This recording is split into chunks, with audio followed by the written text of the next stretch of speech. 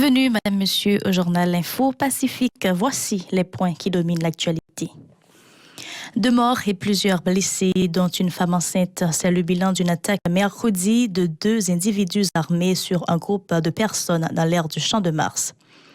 Vive tension mercredi sur la route de l'aéroport international à Toussaint-Louverture au niveau de l'axe reliant le village Solidarité au carrefour de l'aéroport suite à l'enlèvement d'un policier résidant dans la zone. Le haut commandement de la police nationale tente de rassurer la population face à l'insécurité grandissante, notamment la multiplication des cas de kidnapping dans le pays. Les médecins résidents de l'hôpital universitaire à La Paix à Delma 33 observent un débrayage pour condamner l'assassinat du docteur Ernst Paddy. Les États-Unis appellent encore une fois à l'organisation d'élections en Haïti pour renouveler le pouvoir législatif, selon le porte-parole du département d'État, Ned Price. Leadership féminin pour un futur égalitaire et paisible en Haïti dans un monde de la COVID-19, tel est le thème national de la commémoration de la Journée internationale de la femme le 8 mars. À l'étranger, en Birmanie, au moins 38 manifestants sont morts ce mercredi. C'est la journée la plus sanglante dans ce pays depuis le coup d'État du 1er février. Restez des nôtres. Si vous jugez que cette vidéo est intéressante, n'hésitez pas à liker et partager la vidéo. Et surtout, n'oubliez pas de vous abonner à cette chaîne et activer la cloche de notification pour ne pas louper aucune de nos vidéos. Bienvenue au développement de ce journal, Madame, Monsieur. 2 morts et plusieurs blessés, dont une femme enceinte. C'est le bilan d'une attaque mercredi de 2 individus armés sur un groupe de personnes dans l'aire du Champ de Mars. Le drame est survenu non loin des locaux du Théâtre national. L'une des victimes a été atteinte à la tête, tandis que l'autre a rendu l'âme devant les locaux de la direction départementale de l'Ouest de la police nationale. La femme en pleine ceinture a été évacuée en urgence vers un centre hospitalier de la capitale. Une vive tension a régné mercredi sur la route de l'aéroport international à Toussaint-Louverture au niveau de l'axe reliant le village Solidarité au carrefour de l'aéroport suite à l'enlèvement d'un policier résidant dans la zone. L'agent de l'ordre qui revenait d'une banque commerciale au centre-ville de Port-au-Prince a été attaqué par des individus armés à la rue Macajou. Blessé, il a été par la suite enlevé à Ton-Napri. En signe de protestation, des résidents ont brûlé des pneus usagés et dressé des pierres sur la chaussée qui était également encombrée d'immondices, paralysant la circulation automobile sur cette artère. Les agents de l'ordre ont fait usage de tirs et de gaz lacrymogènes pour tenter de ramener le calme à cet endroit. Les médecins résidents de l'hôpital universitaire La Paix à Delma 33 observent un débrayage pour condamner l'assassinat du docteur Ernst Paddy. Il était l'assistant du chef de service de pédiatrie de l'institution. Des médecins œuvrant dans d'autres centres hospitaliers, dont ceux de la maternité Isaïe Gentil et de l'UEH, entendent emboîter le pas. La question sécuritaire constitue une source de préoccupation constante pour tous les secteurs de la vie nationale. Mardi, une jeune dame a été abattue par balle par des individus circulant à moto à Frères à Pétionville. La victime a été faire une transaction dans une banque commerciale. Elle a laissé 2 petites filles. Le haut commandement de la police nationale tente de rassurer la population face à l'insécurité grandissante, notamment la multiplication des cas de kidnapping dans le pays. Selon le directeur général de la PNH, Léon Charles, des dispositions seront prises pour endiguer ce fléau, indiquant que les agents de l'ordre sont mobilisés 24 heures sur 24 pour barrer la route aux kidnappeurs. Il invite les citoyens à composer les numéros suivants: 122 38 38 11 11, 38 39 11 11 pour alerter la police sur d'éventuels cas d'enlèvement. On écoute Léon Charles. Il y a une mesure que nous prenons pour nous capables de permettre que la population travaille avec nous, pour nous capter des informations pour nous gagner, pour nous capter plus de résultats. Nous mettons un numéro très simple pour que la population puisse communiquer avec nous.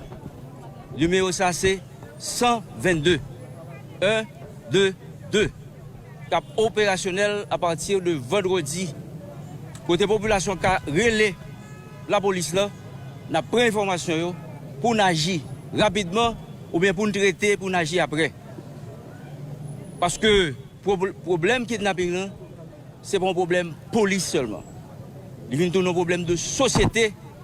Côté, tout le monde doit participer là-dedans pour nous capable comment capable rétablir la confiance pour nous capable pour la population capable de rapprocher de la police.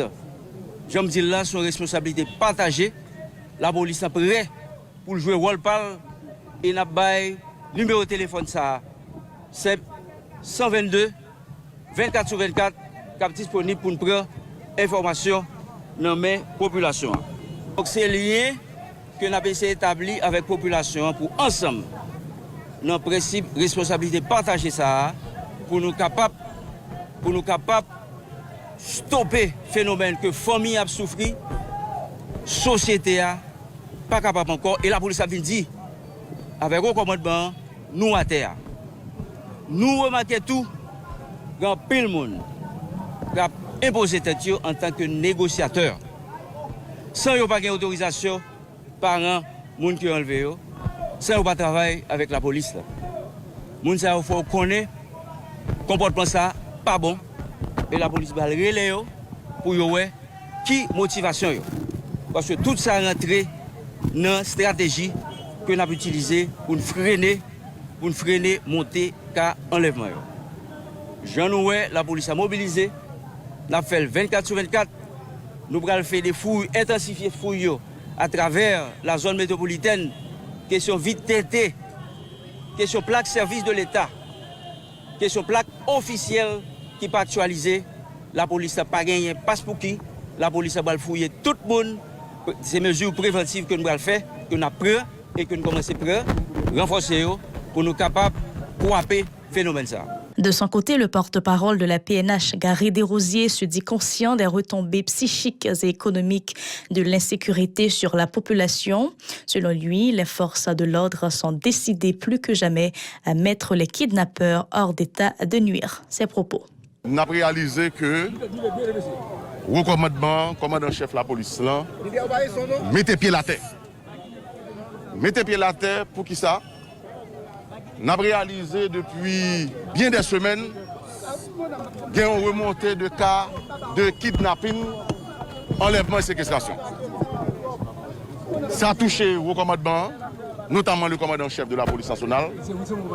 Et j'ai ça que nous faisons pour une presse là, dans la rue, c'est pour nous voir un signal ça clair, la population, pour nous dire que désormais, et comme à l'accoutumée, pied, recommandement et toute la police là à terre pour ensemble pour nous combattre le phénomène ça. Il y a un pile famille qui est victime, il y a un pile monde qui est victime soit au niveau moral parce que les cas enlèvement nous ça le fait comme au niveau moral et économique. Haïti politique. Les États-Unis d'Amérique appellent encore une fois à l'organisation d'élections en Haïti pour renouveler le pouvoir législatif, selon le porte-parole du département d'État Ned Price. L'institution parlementaire est dysfonctionnelle depuis janvier 2020, souligne le diplomate lors d'une rencontre avec des journalistes. Il a indiqué que les États-Unis se sont mis d'accord avec les autres membres de la communauté internationale pour inviter tous les acteurs à s'accorder sur l'organisation du prochain scrutin. Pour l'officiel américain, il est de la responsabilité de l'administration en place d'organiser les joutes électorales, ce qui permettra au peuple de désigner ses représentants et rendre fonctionnelles les institutions démocratiques, a fait remarquer Ned Price. Pour sa part, le ministre chargé des questions électorales et des relations avec les partis politiques, Mathias Pierre, a fait savoir dans un tweet que les dispositions sont déjà prises dans le cadre de ces élections et la tenue du référendum sur la Constitution. L'Association nationale des propriétaires des stations d'essence Anapros annonce la fermeture des pompes à essence à travers le pays à partir du 3 mars pour réclamer la libération de Jean-Marc Mondestin, kidnappé le 28 février. Ce dernier a été enlevé à Mariani, dans la commune de Carrefour, au sud de la capitale. Le trésorier adjoint de la dite association, Marc-Antoine Nessy, a indiqué que les ravisseurs réclament finalement 5 millions de dollars en échange de la libération de leurs collègues. Il était joint au téléphone par Hirsch Résil. Par solidarité et par humanité, de faire front commun avec ce collègue qui a été enlevé. Et non seulement il est membre de l'Anapros, mais aussi un des propriétaires de la station d'essence. C'est pourquoi on a annoncé un arrêt de travail qui commence déjà depuis ce matin, et on a sollicité le soutien des autres associations comme l'ANADIP et autres. Même si vous n'êtes pas membre de l'ANADIP, en tant que propriétaire, vous êtes aussi concerné de ce cas d'enlèvement. Donc, on a profité aussi pour demander l'aide des compagnies pétrolières comme BNC, Go, Sol, Capital, National, Total et Bandari à la distribution, parce que c'est tous les propriétaires de stations, ou bien on dirait implicitement toutes les stations de service ont une compagnie pétrolière qui les approvisionne. Donc, en un mot, on sollicite aussi la PCH, l'aide des syndicats de transport, RS, tout ça. Donc, on n'a pas encore eu de nouvelles, mais aujourd'hui, ce matin, les ravisseurs ont appelé pour diminuer la rançon. Au lieu de 500 millions de dollars US, ils ont demandé 5 millions. Ils ont rapproché. Leadership féminin pour un futur égalitaire et paisible en Haïti dans un monde de la COVID-19. Tel est le thème national de la commémoration de la Journée internationale de la femme le 8 mars. Pour l'occasion d'activités telles des forums sur les droits de la femme sont prévus du 8 mars au 28 mai prochain, a annoncé la titulaire à la condition de la femme et aux droits des femmes. Par ailleurs, la responsable du MCDF a indiqué que des autorités au plus haut niveau de l'État et les représentants de la société civile sont conviés à la commémoration du 8 mars. Plusieurs régions du pays sont également concernées par ce type d'activité, fait savoir Marie-Ghislaine Montpremier. Plus loin, la ministre Montpremier va s'appliquer à la mise en œuvre d'une politique d'égalité élaborée depuis 2014 et qui s'étendra jusqu'à 2034, dit-elle. Parmi les points forts du document figure l'accès à la santé de reproduction et l'élimination de la violence faite aux femmes, a résumé la responsable du MCDF. Ces propos toujours recueillis par Murdit Joseph et Julien Kessy. Depuis l'année 2014, l'État haïtien mettait sous pied et puis adopté un document qui relève politique d'égalité femmes-hommes pour arriver jusqu'en 2034. Document ça a là dans 6 gros orientations. Chaque orientation a défini objectif et puis tout déterminer mesures pour nous adopter une manière pour femmes yo jouir tout droit yo dans la société libre. Ces 6 orientations sont les suivantes.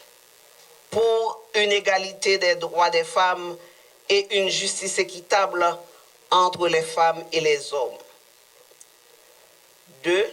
Pour une éducation non sexiste et des modèles égalitaires. Pour un accès à la santé sexuelle et reproductive dans le respect de la dignité des femmes. Pour l'élimination de toutes les formes de violence faites aux femmes et aux filles, pour une égalité économique et un accès équitable à l'emploi entre les femmes et les hommes, et en dernier lieu, pour une participation égalitaire des femmes et des hommes aux instances décisionnelles. On fait place maintenant à l'actualité internationale, Madame, Monsieur. Au moins 38 manifestants pour la démocratie ont été tués et plusieurs blessés mercredi en Birmanie par les forces de sécurité qui continuent à tirer à balles réelles, défiant le concert de protestations internationales. L'émissaire onusienne pour la Birmanie, la Suissesse Christine Schraner-Borgener, a appelé les membres de l'ONU à prendre des sanctions fortes. La journée de mercredi a été la plus sanglante en Birmanie depuis le coup d'État du 1er février avec 38 morts, a souligné l'émissaire. Les forces de sécurité ont ouvert le feu à balles réelles dans plusieurs villes pour disperser les rassemblements.